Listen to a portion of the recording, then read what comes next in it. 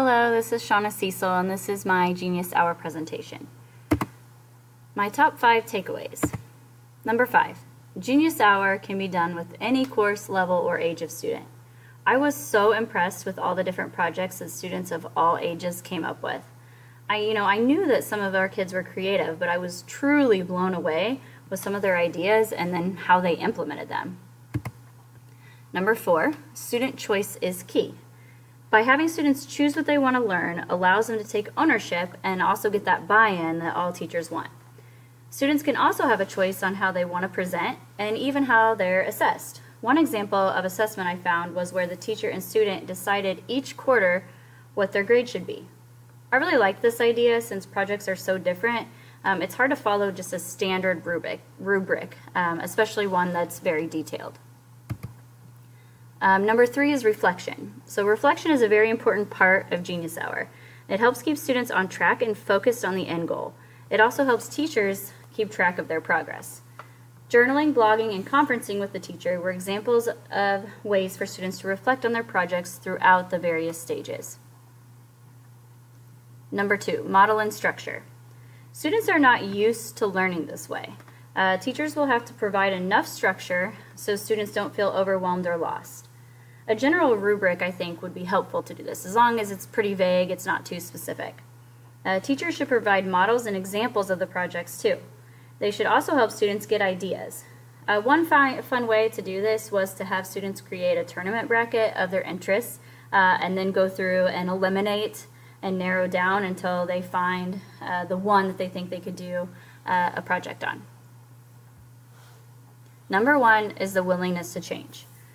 So even though some structure is needed, teachers need to be willing to give up their typical classroom structure to allow for creativity.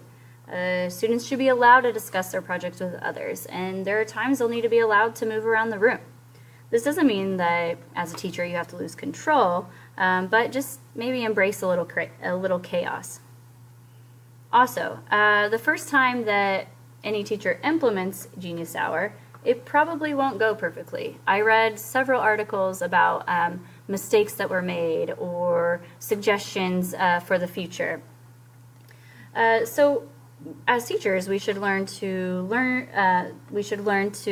take these mistakes and learn from them, and also be willing to change something even if it's going the first time. So maybe there's something on the rubric that doesn't work, or maybe a deadline isn't going to fit.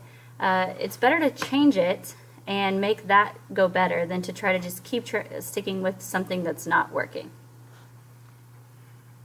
Okay, so my Genius Hour topic is problem-based learning. Over the summer, I attended this math conference on PBL. It was done by the Exeter Math Academy, and their entire curriculum is made up of PBL. They offer this curriculum for free on their website. So this is a great resource for me. This is just the website. These are their problem sets. They don't have textbook. They just give them these problem sets. And it's not your typical math classes, not like Algebra 1, Geometry, Algebra 2. They call it Math 1, 2, 3, 4, 4, 5, because it's a little bit integrated with everything.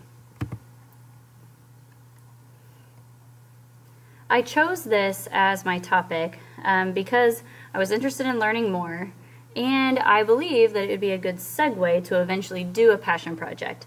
Students would be used to this student-led and critical thinking environment by having, problem-based learning in the classroom. So when asked to do a passion project, it wouldn't be quite so overwhelming for them or me. Okay, so I also found this graphic and the major elements of a problem-based learning project. The 2 main elements are significant content and 21st century skills, so that should be our focus. The project should start with a driving question and then make sure to circle back to this as well. One suggestion was to ask about student interest and develop a driving question from that. For example, students said they were interested in their cell phones. Well, a driving question or a project could be based on finding the right cell phone plan for a particular family. Then students would work their way through the other elements, not necessarily in a specific order, but then probably ending with public audience. And this public audience could just be their other classmates, it could be a bigger audience, but at least it should be introduced to the class. Okay, my plans for Genius Hour. So first of all, I want to find a partner. So I want to find a colleague or colleagues that would be willing to go down this road with me. Not only to help lighten my workload, but also just to have someone to bounce ideas off of. All right, then the main thing is finding time in the curriculum. So start looking through curriculum and start looking through where there are places in there that I could replace with a project instead of just your typical here's the skills, now practice them, but replace it with a project.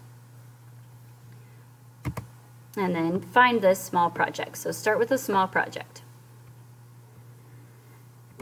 Okay, then after I get used to the small project, start implementing more problem-based learning, and to where I shift the focus from just the standard teaching to more of a problem-based classroom. Once I do that, I go back to finding time in the curriculum again and seeing where I can give up 20% for a passion project. So then eventually I can be doing this Genius Hour.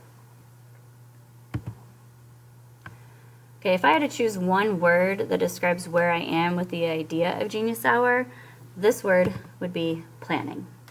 I believe I know what Genius Hour is, but I'm still a ways away from implementing, as noted by my plans. I have learned, though, a lot in this class about Genius Hour, because when I started, I didn't really know what it was. So I've learned a lot about what it is. I also learned about my topic, problem-based learning. So overall, this has been a great class, a great learning experience. So thank you, and thank you, Jill, for this learning opportunity.